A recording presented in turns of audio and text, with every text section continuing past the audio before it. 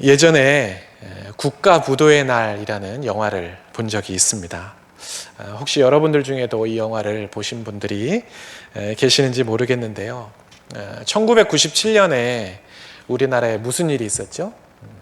IMF 외환 위기가 찾아왔습니다. 많은 기업들이 도산을 하고 그야말로 우리나라 경제가 완전히 파탄이 났다 할 정도로 그렇게 어려움을 겪었던 그런 시기가 있었는데요. 이 영화는 그 당시를 배경으로 하는 그런 영화예요. 요즘 하도 경제가 어렵다, 또 어떤 신문들에서는 제2의 IMF 위기가 또 다시 올 거다, 하도 이런 기사들을 보다 보니까 저도 모르게 이 영화가 잠깐 생각이 났던 것 같아요. 이 영화에 보면 금융회사에 다니는 아주 젊은 남자 직원 한 명이 나옵니다. 그런데 이 직원은 다른 사람들과 좀 생각하는 게 다르고 또 이렇게 세상을 바라보는 시각이 조금 남다릅니다. 모두들 당시에 한국 경제가 호황이다, 잘 사는 나라가 됐다, 이렇게 서로 축하하고 좋은 이야기들을 하는 그런 상황에서 이 직원은 자기가 관리하고 있는 그 몇몇 외국 투자 회사들이 한국에 투자했던 돈을 다시 회수해 가는 것들을 이렇게 보면서 뭔가 이상하다. 우리나라 경제가 좋다면 저 투자금을 다시 가져갈 리가 없을 텐데 왜 저걸 가져갈까? 그걸 가지고 고민을 하기 시작해요. 그러던 중에 어떤 라디오 방송에서 아버지의 사업이 요즘 어렵습니다. 또 자영업 가게를 운영하고 있는데 요즘 손님이 없어서 장사하기가 쉽지가 않습니다. 요즘에 자금 회수가 안 되고 있어서 공장이 곧 문을 닫을 위기에 처했습니다. 이런 안 좋은 사연들이 계속 나오는 것을 가만히 듣고는 이게 지금 우리가 알고 있는 현실과는 다르게 지금 우리나라 경제가 큰 위기 가운데 내몰리고 있구나라는 것을 직감적으로 알게 됩니다. 그래서 이 직원은 자기가 잘 다니고 있던 그 금융회사를 그만둬요. 상사에게 사직서를 냈더니 상사가 왜 사직서를 내냐고, 네 계획이 뭔데 도대체 이렇게 사직서를 내냐고 했더니 자기는 이 나라가 곧 부도가 날 거라고 생각한다고 이런 이야기를 합니다. 그랬더니 거기 앉아있던 상사뿐만 아니라 모든 직원들이 다 헛웃음을 치는 거예요. 저 녀석 정신이 나갔다는 거죠. 그 당시 언론과 또 정부 모든 통계와 또 모든 그 보도들이 다 한국 경제가 호황이다, 더 잘 될 거다 이렇게 말하고 있는데 직장 생활도 얼마 하지 않은 젊은 직원 하나가 느닷없이 우리나라 경제가 부도가 날 거라고, 그래서 자기는 회사를 그만둘 거라고 하는 그 말에 사람들이 다들 놀랐습니다. 하지만 결국 이 직원은 직장을 결국 그만두었고 혼자서 투자회사를 차려요. 목적은 이 위기를 통해서 자기에게 투자하는 사람들에게 돈을 많이 벌게 해주고 그걸 통해서 자기도 뭔가 돈을 좀 더 벌고자 하는 지극히 이기적인 욕심 때문이었습니다. 그래서 자기가 평소에 관리하던 사람들을 불러서 우리나라 경제가 곧 큰 위기를 만나게 될 거다, 그런 이야기들을 하면서 여러분들이 투자한 돈들을 다 빼내서 자기한테 투자를 하라고 이야기를 합니다. 사람들이 그 말을 아무도 믿지 않아요. 그래서 다들 그 설명회만 듣고 그냥 다 돌아가 버리고 맙니다. 그런데 결국 2명이 다시 그 사람을 찾아와요. 그래서 내가 당신을 믿고 한번 투자를 해보겠습니다 해서 결국 그 사람들이 미국 달러를 엄청나게 사들입니다. 그런데 정말 얼마 지나지 않아 IMF 외환 위기가 찾아오게 되었고 환율이 급등하면서 이 젊은 직원을 믿고 그 달러를 샀던 그 두 사람이 엄청난 이익을 얻게 됩니다. 제가 그 영화의 결말은 다 말씀을 드리지 않을게요. 그 영화 내용이 중요한 건 아니니까.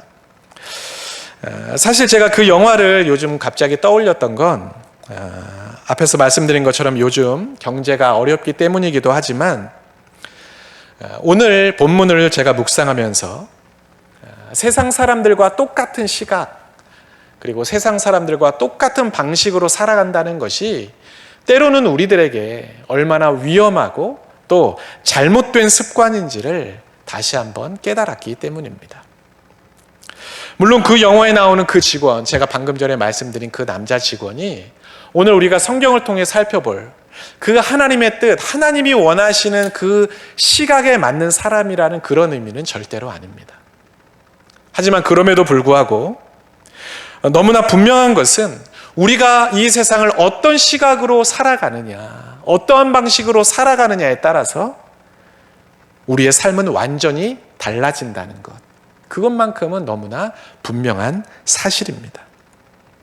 그렇다면 오늘 이 시대에 우리가 가져야 할, 그리고 특별히 예수 그리스도를 주로 믿고 믿음의 여정을 시작한 우리 모든 그리스도인들이 가져야 될 그런 믿음의 시각은 과연 무엇일까요? 우리는 오늘 홍해 이야기를 통해서 그 해답을 한번 찾아보려고 합니다. 애굽을 떠나 가나안으로 가던 이스라엘 백성들이 이제 홍해를 앞둔 비하히롯이라는 그곳에 장막을 쳤어요. 문제는 바로 그곳에서 일어났습니다. 여러분, 어떤 문제가 일어났죠? 우리 지난주에 함께 살펴봤는데 뒤에서 애굽의 군대가 쫓아오기 시작했어요. 10번의 재앙을 당하면서 그야말로 하나님 앞에 혼쭐이 났던 바로가 그 10번째 재앙의 날 밤에 이스라엘 백성들을 불러서 얼른 이 애굽을 나가라고 그렇게 이스라엘 백성들을 쫓아냈는데 어느 순간 마음이 변해가지고 저것들을 내가 다시 붙잡아 와야겠다. 내가 저 사람들을 그냥 내보내는 게 아니었는데 다시 잡아와서 노예로 삼아야겠다 생각하고 군대를 동원해서 쫓아오기 시작한 거예요. 그 군대의 소리를, 그 군대가 몰려오는 소리를 들은 이스라엘 백성들 입장에서는 그야말로 너무나 황당하고 청천벽력 같은 그런 소리였습니다. 아니, 언제는 자기가 우리 보고 빨리 나가라고 막 그렇게 야단을 치더니 이제 와서는 또 우리를 붙잡으려고 저렇게 눈에 불을 켜고 지금 쫓아오는 그 바로의 모습을 보면서 여러분, 이스라엘 백성들의 마음이 얼마나 어이가 없었겠어요. 게다가 지금 그들 앞에는 도망갈 길도 없이 홍해가 가로질러 있으니 이스라엘 백성들의 마음은 그야말로 절망적이었을 겁니다. 오늘 본문 10절 말씀이 그 상황을 아주 잘 묘사하고 있어요. 오늘 본문 10절 말씀 제가 한번 읽어보겠습니다. 바로가 가까이 올 때에 이스라엘 자손이 눈을 들어 본즉 애굽 사람들이 자기들 뒤에 이른지라. 이스라엘 자손이 심히 두려워하여 여호와께 부르짖고. 여러분, 이스라엘 사람들의 마음이 어땠다고 설명하고 있어요? 심히 두려웠다라고 그렇게 설명해요. 여러분, 당연하겠죠. 뒤에서 그 엄청난 애굽의 군사들이 병거를 이끌고 자기들을 잡으려고 쫓아오고 있으니까 그 이스라엘 사람들 마음이 얼마나 무섭고 두려웠겠어요. 빨리 도망이라도 가야 되는데 앞에는 뭐가 놓여져 있어요? 바다가 자기들의 길을 완전히 가로막고 있어요. 그러니까 정말 큰일 난 것이죠. 여러분, 게다가 이들은 이미 애굽에서 바로가 얼마나 악독한 사람인지 잔인한 사람인지를 직접 경험했던 사람들이에요. 여러분, 경험하지 않았다면 좀 덜 무서울 수 있을지 몰라요. 그죠? 그런데 그 악독한 시절, 그렇게 잔인했던 그 바로의 압제 속에서 살았던 사람들이었기 때문에 그 바로가 지금 눈에 불을 켜고 자기들을 잡으려고 오는 이 상황이 그들은 더 무섭고 두려웠을 것입니다. 그래서 오늘 본문은 이스라엘 백성들이 그냥 두려워했다고 말하지 않고 심히 두려워했다라고 그렇게 표현하고 있어요. 심히 두려워했다. 자, 이렇게 두려움에 빠진 이스라엘 백성들, 이 이스라엘 백성들이 그 두려움 속에서 첫 번째로 했던 행동이 무엇이었느냐? 오늘 성경을 보면 먼저 그들은 하나님께 부르짖었다고 말합니다. 하나님께 부르짖었다. 어떤 내용으로 부르짖었는지 그 내용은 정확히 성경에 나와 있지 않아요. 하지만 분명한 건 이스라엘 백성들은 그 자기들을 쫓아오는 바로와 그 애굽의 군대에 그들로 인해서 너무나 두려움했던 나머지 하나님 앞에 부르짖기 시작했다는 것입니다. 여러분, 얼핏 보기에는 이스라엘 백성들이 하나님 앞에 부르짖었다고 하니까 하나님만 의지하고 하나님 우리를 도와주세요 막 간청한 것처럼 우리가 그렇게 느낄 수 있어요. 하나님 제발 좀 우리를 살려주세요. 저렇게 우리를 쫓아오고 있는 애굽의 군대들을 좀 물리쳐 주세요. 하나님 우리 앞에 홍해가 가로막혀 있는데 우리에게 살 길을 좀 주세요. 하나님이 아니면 우리는 살 수 없어요. 이스라엘 백성들이 마치 그렇게 하나님 앞에 기도했을 것 같아요. 그런데 그 다음 구절을 읽다 보면 이스라엘 백성들이 하나님 앞에 부르짖었다는 그 행동이 결코 믿음의 행동이 아니었다는 걸 우리는 알게 됩니다. 11절 말씀입니다. 그들이 또 모세에게 이르되 애굽에 매장지가 없어서 당신이 우리를 이끌어내어 이 광야에서 죽게 하느냐? 어찌하여 당신이 우리를 애굽에서 이끌어내어 우리에게 이같이 하느냐? 여러분 무슨 말이에요? 모세에게 지금 따지고 있는 내용이에요. 우리가 애굽에 있을 때 비록 힘들고 고된 그런 인생을 살기는 했지만 그래도 먹고 살기는 했는데 왜 우리를 이렇게 광야에 나오게 해가지고 여기에서 이렇게 죽음을 당하게 하느냐고 지금 모세에게 따지고 있는 것입니다. 여러분 이 말이 과연 믿음의 말일까요? 그렇지 않습니다. 지금 이스라엘 백성들의 마음에는요, 하나님이 우리를 애굽에서 인도해 내셨으니까 우리를 이 광야에서도 지켜주실 거고 마침내 가나안까지 우리를 도착하게 해주실 거야 라는 그 믿음이 이스라엘 백성들에게는 없었습니다. 오히려 그들은 우리가 이 광야에서 다 죽게 되었다고 스스로 자기들의 운명을 단정지어 버렸습니다. 그래서 이렇게 광야에서 우리를 죽게 만든 모세와 하나님을 지금 비난하고 있고 그들에게 불평하고 있는 거예요. 왜 우리를 여기까지 나오게 해서 죽게 만드냐고 불평하고 있는 것입니다. 여러분 12절 말씀을 보세요. 우리가 애굽에서 당신에게 이른 말이 이것이 아니냐? 이르기를 우리를 내버려 두라. 우리가 애굽 사람을 섬길 것이라 하지 아니하더냐? 애굽 사람을 섬기는 것이 광야에서 죽는 것보다 낫겠노라.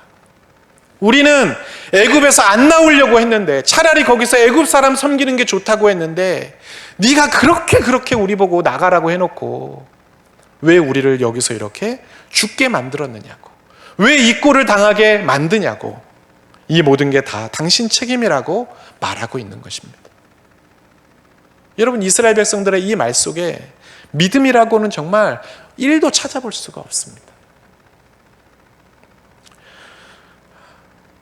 10번의 재앙을 애굽에 하나님께서 내리실 때 하나님께서 그 가운데서 이스라엘 백성들을 보호하시는 것을 경험하면서 하나님이 자기들을 얼마나 사랑하시는지를 그들은 피부로 경험했던 사람들이었어요. 하나님께서 모세를 통해 말씀하신 그 약속들이 정말 그대로 이루어지는 것들을 보면서 그들은 하나님이 정말 살아계시구나 하는 것도 눈으로 목격했던 사람들이었습니다. 그런데 지금 홍해와 애굽의 군사들로 둘러싸인 이 위기의 상황 속에서 그들은 전혀 믿음의 모습을 보여주지 못하고 있습니다. 왜 그럴까요? 지금까지 그들의 삶에 역사하셨고 지금도 그들의 삶에 함께하고 계시는 하나님을 보지 않고 자기들 뒤에 진을 치고 따라오고 있는 그 애굽의 군사들만을 그들이 바라보았기 때문입니다. 오늘 본문 10절 말씀을 다시 한번 읽어보겠습니다. 바로가 가까이 올 때에 이스라엘 자손이 눈을 들어 본즉 애굽 사람들이 자기들 뒤에 이른지라. 이스라엘 자손이 심히 두려워하여 여호와께 부르짖고. 성경은 분명히 이스라엘 자손이 눈을 들어 뭘 봤다고 해요? 애굽 사람들을 보았다라고 말해요. 여러분 애굽 사람들을 봤다는 건 뭘 의미하는 걸까요? 지금 그들 앞에 놓여진 문제, 위기에만 주목하고 있었다는 것을 의미합니다. 자기 앞에 놓인 문제, 지금 당장 해결해야 하는 그 시급한 문제에만 주목하고 있으니까 하나님이 보이지 않고 자기들 마음속에 염려와 걱정이 찾아오기 시작하는 거예요. 두려움이 찾아오기 시작하는 겁니다. 그렇게 두려움이 막 몰아치니까 이런 상황을 만든 그 원흉이었던 모세를 향해 비난하게 되는 것입니다. 하나님은 여전히 그들과 함께하고 계셨고 그들에게 말씀하고 계셨고 그들을 가나안으로 인도하고 계시지만 그들의 눈이 하나님이 아닌 문제를 바라보고 있으니까 걱정과 두려움이 생기기 시작하고 불평과 원망을 늘어놓게 되었다는 거예요. 그래서 하나님께서는 모세를 통해 특단의 조치를 내리십니다. 이스라엘 백성들의 시선을 옮기라는 거였어요. 어디로 옮기라는 거예요? 눈앞에 있는 문제가 아니라 너희를 위하여 일하시는 하나님께로 시선을 옮기라. 그렇게 말씀하십니다. 오늘 본문 13절 말씀입니다. 모세가 백성에게 이르되 너희는 두려워하지 말고 가만히 서서 여호와께서 오늘 너희를 위하여 행하시는 구원을 보라. 너희가 오늘 본 애굽 사람을 영원히 다시 보지 아니하리라. 뒤쫓아오고 있는 그 애굽의 군대를 주목하던 그 시선을 돌려서 너희를 위해 싸우시는 하나님을 보라는 것입니다. 너희들의 그 눈앞에 너희들의 그 앞길을 가로막고 있는 홍해, 그 홍해를 주목하고 있는 너희들의 시선을 옮겨서 너희를 위해 일하시는 구원의 역사를 행하시는 그 하나님께 시선을 두라는 것입니다. 하지만 여러분 생각해 보세요. 시선을 옮긴다고 해서 상황이 달라집니까? 아니죠. 아무리 이스라엘 백성들이 하나님을 바라본다고 해서 그들의 상황은 달라지지 않아요. 그들은 여전히 홍해 앞에 멈춰선 사람들이에요. 그들이 아무리 하나님을 바라본다고 해도 그들의 뒤에는 여전히 누가 진을 치고 있어요? 애굽의 군사들, 바로가 진을 치고 있어요. 상황은 하나도 달라지지 않는다는 거예요. 문제가 해결되는 것도 아니고 여러분 우리의 현실이 아무런 변화도 없는데 정말 하나님만 바라보면 되는 걸까요? 우리가 시선을 옮기면 해결이 되나요? 당장 어떻게 하면 우리가 생명을 부지할 수 있을지, 도망을 칠 건지 아니면 저렇게 따라오고 있는 애굽의 군사들에게 다가가서 타협을 하고 빌고 용서를 구하고 그래서 뭔가 다시금 우리가 살 길을 찾던지 뭔가 어떤 방법을 대책을 세워야 하는데 하나님만 바라본다고 여러분 살 길이 열립니까? 지금 당장 죽게 생겼는데 뭐라도 해야 하는 이 긴박한 순간에 너희들 아무것도 하지 말고 가만히 서서 하나님만 바라봐. 여러분 그 말이 이스라엘 백성들에게 제대로 들리겠어요? 아마 별로 와닿지 않았을 거예요. 게다가 바라보라고 하는 그 하나님은 실제로 눈에 보여요? 안 보여요? 보이지 않아요. 보이지도 않는데 도대체 뭘 보라는 거예요? 어디를 보라는 거예요? 언제까지 보고 있으라는 거예요? 그야말로 답답한 노릇이고 받아들이기가 참 쉽지 않은 말입니다. 여러분 그런데 이런 질문을 그 홍해 앞에 있는 이스라엘 백성들만 했을까요? 오늘 이 시대에도 수많은 그리스도인들이 똑같은 질문을 날마다 던지면서 살고 있습니다. 성도들만이 아니라 목회자들도 날마다 이 질문을 던지며 살고 있습니다. 하나님만 바라보며 살라는 그 말에 의문을 제기하기도 합니다. 어떤 사람들은 반박을 하기도 해요. 그건 현실을 회피하는 무책임한 행동이라고, 맹목적인 신앙이라고 말하는 그런 분들도 있습니다. 하나님께 모든 책임을 다 떠넘기고 알아서 하라고 하는 그런 무책임한 행동이라고 그렇게 비난하는 분들도 있어요. 그리고 무엇보다 우리의 눈앞에 있는 그 문제들이 우리가 그렇게 하나님의 때까지 기다릴 틈을 주지를 않아요. 빨리 뭔가를 해결책을 찾지 않으면 안 될 것 같은, 당장이라도 뭔가 큰일이 날 것 같은 그런 조바심이 막 생겨서 기다리기가 쉽지가 않습니다. 그래서 하나님께 시선을 돌리고 하나님만을 바라본다는 게 너무 어려워요. 그래서 많은 사람들이 하나님께 기도는 하면서도 사실은 자기 스스로 답을 찾아다닙니다. 자기만의 방법을 연구하고 사람들에게 의견을 묻고, 나와 똑같은 처지에 있었던 사람들은 이 문제를 어떻게 해결했는지 그들의 사례들을 통해서 자꾸만 방법을 선택합니다. 하지만 그건 엄밀한 의미에서 하나님을 바라보는 거라고 할 수가 없습니다. 여러분, 하나님을 바라본다는 건 하나님께 도움을 요청하는 수준, 그것을 훨씬 넘어서는 것이기 때문입니다. 아까 우리가 읽었던 본문 13절에 보면요, 너희는 두려워하지 말고 가만히 서서라는 구절이 나옵니다. 너희는 두려워하지 말고 가만히 서서.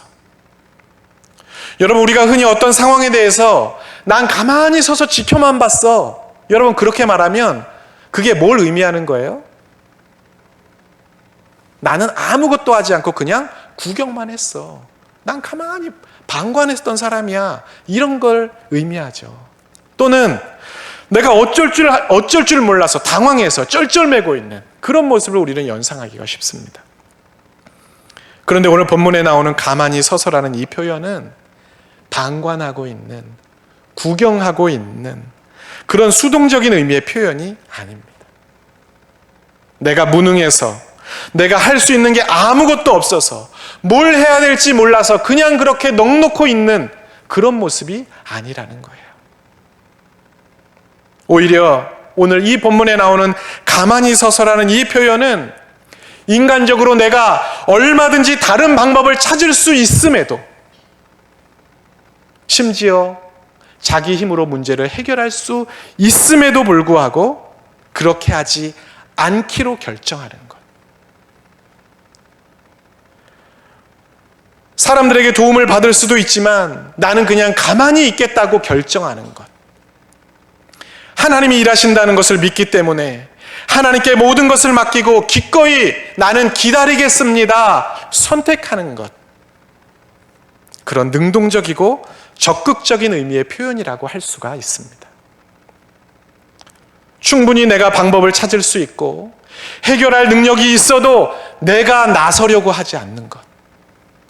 도와줄 수 있는 사람이 내 옆에 있어도 그들을 둘러보고 그들에게 도움을 요청하지 않는 것. 아무리 답답하고 힘들어도, 내 마음이 아무리 조급해도 서두르지 않고, 아무리 상황이 어려워도 내가 뭘 하려고 애쓰지 않는 것. 그리고 믿음으로 하나님의 역사를 기다리는 것. 그게 바로 하나님을 바라보는 것입니다. 설령 그렇게 기다리다가 상황이 더 위태로워진다 할지라도 그래도 나는 내 힘으로 방법을 찾지 않겠습니다. 사람을 의지하지 않겠습니다. 주님이 일하실 때까지 나는 그래도 가만히 있겠습니다. 결정하는 것. 그게 바로 하나님을 바라보는 것이고 하나님을 의지하는 것입니다. 오늘 말씀에서 하나님께서 이스라엘 백성들에게 가만히 서서 하나님께서 너희를 위해 행하시는 구원을 보라 말씀하시는 건 바로 그런 의미라는 거예요. 저는 예전에 다음 사역지가 아직 결정되지 않은 채 교회를 사임하게 된 적이 있습니다. 그야말로 실업자가 된 거예요. 경제적인 여유가 있는 것도 아니고 살던 집도 교회에서 마련해줬던 그런 집이라 당장 집을 빼라고 하니까 길거리에 나앉아야 되는 그런 상황이 된 것이죠. 가장으로서 정말 힘든 시간이었어요.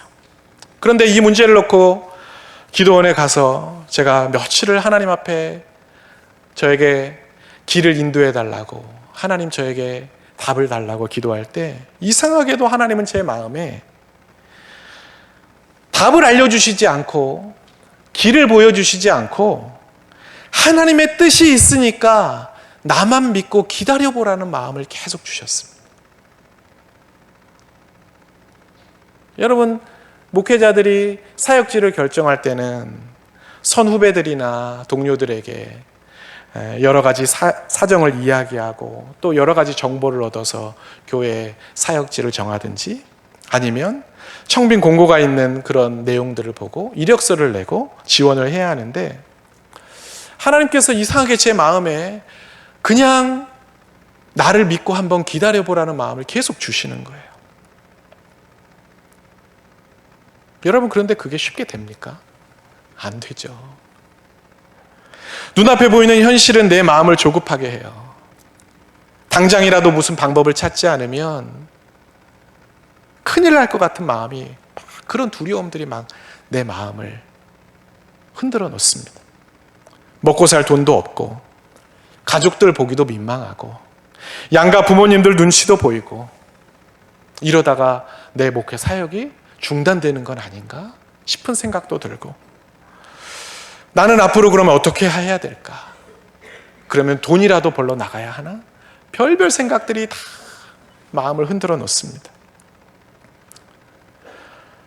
하나님 앞에 기도해도 별로 달라지지 않아요. 기도한다고 하나님이 환경을 바꿔주시지 않더라고요. 상황은 여전히 막막하고 마음은 답답해요. 그런데도 너무나 분명한 것은 하나님은 제 마음속에 계속 그래도 나를 믿고 기다리라는 마음, 그거 하나만은 너무나 확실한 거예요. 그래서 기다렸어요. 아무것도 안 하고 기다릴 수는 없으니까 아침에 일어나서 기도원에 가서 무릎을 꿇고 저녁까지 기도하고 집에 옵니다. 기도원에 가지 않는 날은 아침 일찍 집 근처 도서관에 가서 성경책을 펴놓고 하루 종일 성경책 읽고 묵상하고, 그 안에서 또 내게 깨닫게 해주시는 말씀들이 있으면 그것을 또 다 노트에 적어서 정리를 해놓고, 그나마도 도서관도 가지 않는 날은 집에서 하루 종일 그렇게 성경을 붙잡고 씨름하고 또 기도하고 묵상하다가 너무 답답하면 동네 한 바퀴 산책하고, 여러분, 그렇게 매일을 살았어요. 상황과 환경을 바라보면 마음이 흔들리고, 사람들의 이야기를 들으면 너무 정신이 사납고 생각이 복잡해지니까 일부러 안 듣고 안 보려고 사람들에게 연락도 안 하고 오는 연락 받지도 않고, 그렇게 더 주님만 바라보려고 했던 것 같아요. 그런 저를 보면서 어떤 사람은 야, 참 대단하다, 이런 사람도 있고, 또 어떤 분들은 답답하대요. 뭐라도 해야 되지 않겠냐는 거죠. 하지만 사람들이 뭐라고 하든 나는 그래도 주님이 인도하실 때까지, 내게 그런 마음을 주셨으니 주님이 나를 인도하실 때까지 한번 기다려보겠다 생각하고 매일 아침마다 그것을 다짐했습니다. 오늘 하루만 더 주님을 기다려보자. 길게 생각하지 않고 오늘 하루만 더 내가 주님을 의지해보자. 그래야 제가 다시 목회 사역을 하면서 성도들에게 힘들고 어려울 때 하나님 바라보고 하나님 의지하라고 설교할 때 부끄럽지 않을 것 같았어요. 그래서 그렇게 매일매일을 기다리며 살았습니다. 여러분, 기다림의 시간은 참 힘들어요.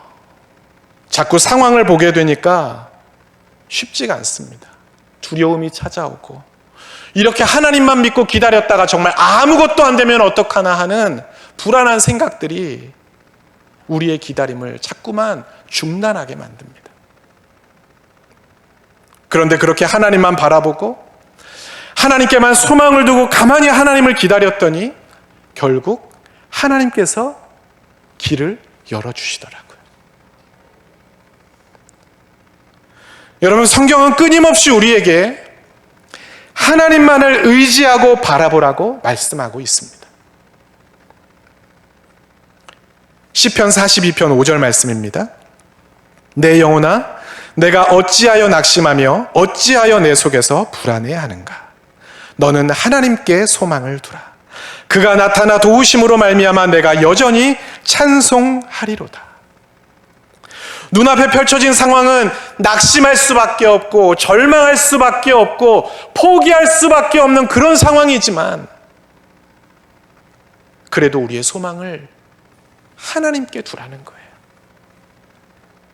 그래도 우리의 시선을 그 문제가 아닌 하나님께 두고 하나님을 한번 의지해 보라는 것입니다. 히브리서 12장 1절과 2절 말씀도 이렇게 권면합니다. 이러므로 우리에게 구름같이 둘러싼 허다한 증인들이 있으니 모든 무거운 것과 얽매이기 쉬운 죄를 벗어버리고 인내로서 우리 앞에 당한 경주를 하며 믿음의 주요 또 온전하게 하시는 이인 예수를 바라보자. 수많은 믿음의 사람들에게 행하신 그 하나님의 많은 역사들을 하나하나 우리가 새겨보면서 그것을 기억하면서 우리 앞에 놓인 상황과 환경 바라보지 말고 우리를 온전하게 하실, 우리를 완전케 하실 그 하나님을, 그 주님을 믿음의 눈으로 바라보라는 거예요. 존 비비어가 쓴 광야에서라는 책에 이런 내용이 있습니다. 메마른 시기에 우리가 빠지기 쉬운 함정 중에 하나는 하나님의 뜻을 기다리지 않고 우리 뜻대로 행하는 것이다. 하나님의 타이밍이 오기 전에 하나님의 힘을 사용하여 뭔가를 이루려는 것이 바로 이런 경우이다. 이 경우 하나님이 주시는 메시지는 지금 뭔가를 할 필요가 없다라는 것이다. 이런 상황에서 우리는 이를 억지로 이루려고 하지 말고 하나님을 기다려야 한다. 저는 여러분이 하나님만을 전적으로 신뢰하고 바라보는 그런 믿음의 사람들이 되기를 축복합니다. 너희는 두려워하지 말고 가만히 있어서 여호와께서 오늘 너희를 위하여 행하시는 구원을 보라 말씀하시는 그 말씀을 여러분들의 삶으로 실천하고, 그래서 여러분의 인생에 홍해가 갈라지는 놀라운 축복, 생명의 길이 열리는 그 축복을 경험할 수 있기를 바랍니다. 여러분, 우리가 예수를 믿으려면 기왕 믿는 거 제대로 믿어야 하지 않겠어요? 언제까지 우리가 상황과 환경 바라보면서 말씀과 상황을 저울질하면서 그렇게 흔들릴 거예요? 우리가 하나님만 절대적으로 의지하고 바라보면요, 하나님께서 반드시 우리의 삶에 가장 좋은 일을 이루어 가십니다. 그러나 우리가 하나님을 전적으로 신뢰하지 못해서 조금이라도 내 방법, 내 생각대로 살 길을 찾으려고 한다면 여러분, 우리의 마음, 우리의 믿음은 날마다 흔들리고 말 거예요. 그리고 실제로 하나님이 정말 역사하시는 놀라운 삶을 살지 못하게 될 것입니다. 왜요? 우리가 선택한 인간적인 방법과 생각들이 결국 하나님의 역사를 방해할 것이기 때문입니다. 홍해의 기적은 가만히 서서 하나님께 시선을 두는 사람, 하나님의 구원을 바라보는 그 사람들에게만 경험되는 것입니다. 여러분은 지금 무엇을 보고 계십니까? 이 질문에 여러분들이 스스로 대답하셔야 합니다. 주님을 바라보기로 결단하는 믿음, 주님께 시선을 두고 살겠다고 고백하는 그런 믿음의 사람들이 되셔서 우리를 위해 싸우시고 마침내 홍해를 건너게 하시는 그 놀라운 하나님의 역사를 경험하는 여러분 모두가 되시기를 주님의 이름으로 간절히 축복합니다. 아멘. 기도하겠습니다. 사랑의 주님, 홍해와 애굽의 군대로 둘러싸인 이스라엘 백성들에게 너희는 두려워하지 말고 가만히 서서 하나님께서 너희를 위하여 행하시는 구원을 보라고 말씀하셨던 것을 기억합니다. 우리의 시선이 문제와 어려움, 상황과 형편에 있을 때에는 우리의 마음에 두려움과 걱정, 염려가 찾아오고, 그래서 지극히 세상적인 방법과 생각으로 살 수밖에 없기에 그 시선을 제발 옮기라고, 나를 바라보라고, 거기에 구원이 있고 길이 있다고 말씀하셨습니다. 그 말씀을 다시 한번 붙잡고 주님이 일하실 때까지 믿음으로 기다릴 수 있는 우리 모두가 되게 하여 주옵소서. 세상 사람들과 똑같은 시선으로 문제를 바라보면 홍해를 건널 수 없다는 것을, 자기 스스로 살 길을 찾으려고 하면 홍해를 건널 수 없다는 것을 우리에게 알게 하신 주님, 이제는 길이요 진리요 생명 되신 주님을 온전히 신뢰하며 주님께 우리의 시선을 고정하고 살기로 결단합니다. 우리를 위해 일하시는 주님, 우리를 위해 싸우시는 주님을 믿음의 눈으로 바라보게 하여 주옵소서. 그래서 우리를 위해 일하시는 구원을 경험하며 홍해가 갈라지는 기적, 살 길이 열리는 감격을 누리는 우리 모두가 되게 하여 주옵소서. 예수님의 이름으로 기도하옵나이다. 아멘.